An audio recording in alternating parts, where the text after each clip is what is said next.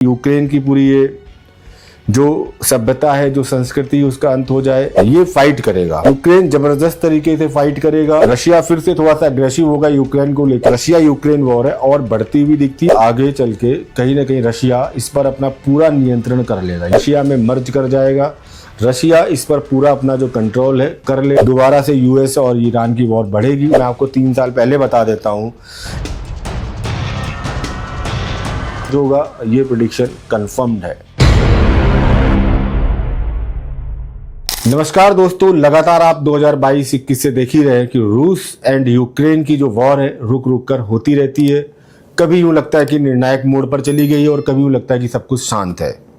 तो आज इसी विषय पर डिटेल में चर्चा करने के लिए हम यूक्रेन और रशिया दोनों के चार्टों का इंडिविजुअल हम यहाँ पर एक बार डिस्कशन करेंगे कि क्या यूक्रेन अपनी संप्रभुता को बचाने में कामयाब रहेगा या फिर आने वाले टाइम में रशिया में मर्ज हो जाएगा, जैसे कि रशिया से ही वो एक पार्ट के रूप में निकला था और अपनी स्वतंत्रता घोषित की थी। और क्या रशिया इसको अपने तरीके से पूरा कंट्रोल में ले पाएगा कि नहीं।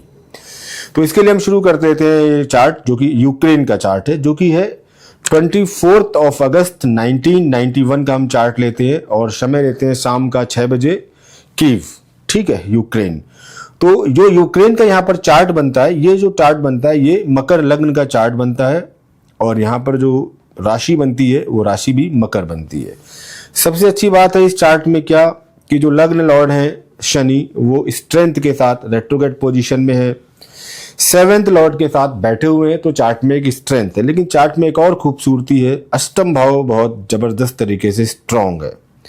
8th लॉर्ड हो कुंडली के, चाहे 9th लॉर्ड हो कुंडली के, या जुपिटर जैसे जो ग्रह हैं, जो 3rd और 12th लॉर्ड भी है कुंडली में बैठे हैं। कुल मिला के 4 ग्रह अष्टम भाव में बैठे हैं। अष्टम भाव में जब बहुत सारे ग्रह बैठे होते हैं तो चाहे वो व्यक्ति हो चाहे वो देश हो, उसकी डेप्थ, उसकी गहराई को पता करने में बहुत दिक्कत आती है। उसको हम सही तरीके से असेसमेंट नहीं कर पाते हैं और लगातार मार खाते जाते हैं। जैसे कि रशिया कम से कम इस मामले में यूक्रेन को लगातार प्रयास जरूर कर रहा है लेकिन कामयाब हो नहीं पा रहा है। नवमांश भी इनका अच्छा है, गुरु लग्न में बैठे हैं और कुल मिला के जुपिटर या आपका बृहस्पति अगर लग्न में है तो कहते हैं बहुत सारे जो अरिष्ट हैं उनको समाप्त करता है। अष्टम भाव में भी बैठ के नेगेटिविटी को खत्म करने की कोशिश करता है।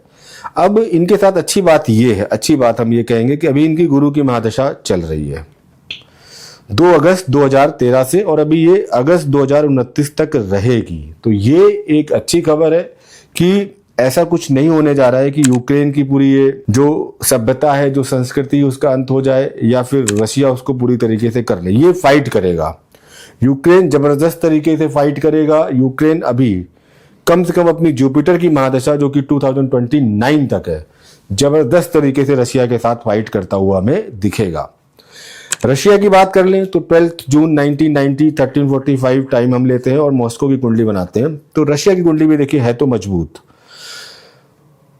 इनकी जो कुंडली है कन्या लग्न की कुंडली है और यहां पर एक अच्छी बात है कि वहां जहां जुपिटर की महादशा खत्म हो रही है, रशिया की कुंडली में जुपिटर की महादशा शुरू हो चुकी है फरवरी 2024 से, जो कि अगले 16 साल रहेगी 40 तक।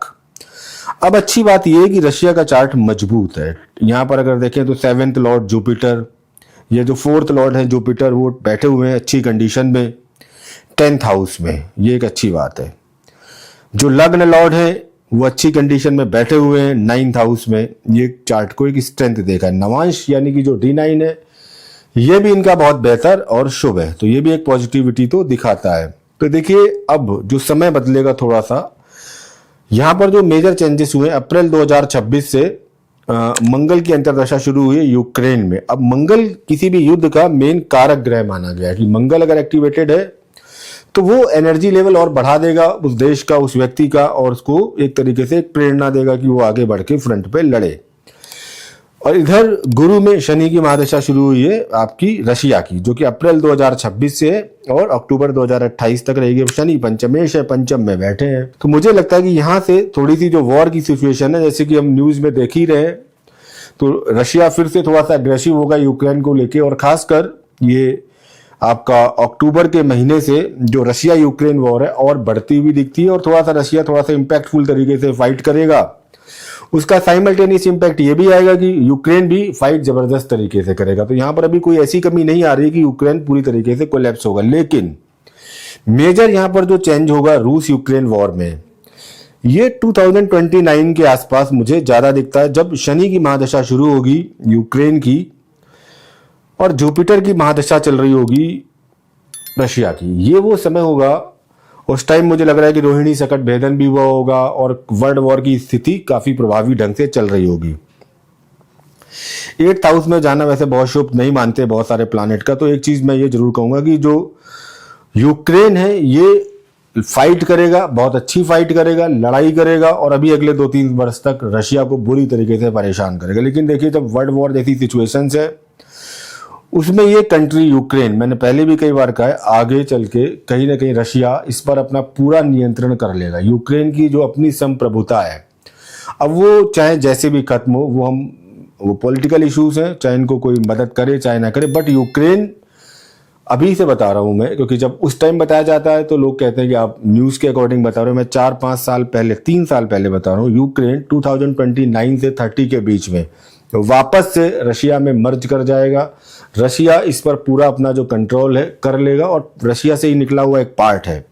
लेकिन 29 से पहले ये बुरी तरीके से रशिया को फाइट करेगा, लड़ाई देगा, टक्कर देगा और जबरदस्त तरीके से टक्कर देता रहेगा।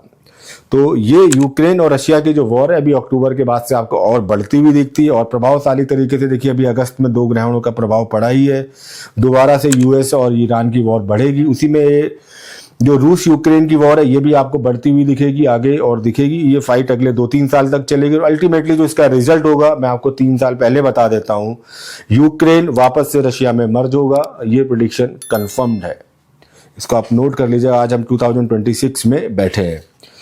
तो ये रूस एंड यूक्रेन पर हमारा एक छोटा सा आपके लिए एक वीडियो था। आई होप आपको वीडियो पसंद आया होगा। अगर आपको वीडियो पसंद आया है तो प्लीज़ लाइक कीजिए, कमेंट कीजिए, चैनल को हमारे सब्सक्राइब कीजिए और हमेशा की तरह चैनल के अंत में लिखिए नीम करोली बाबा की जय और जय श्री राम का एक जयकारा जोर से लगाइए। हर हर महादेव, जय श्री राम।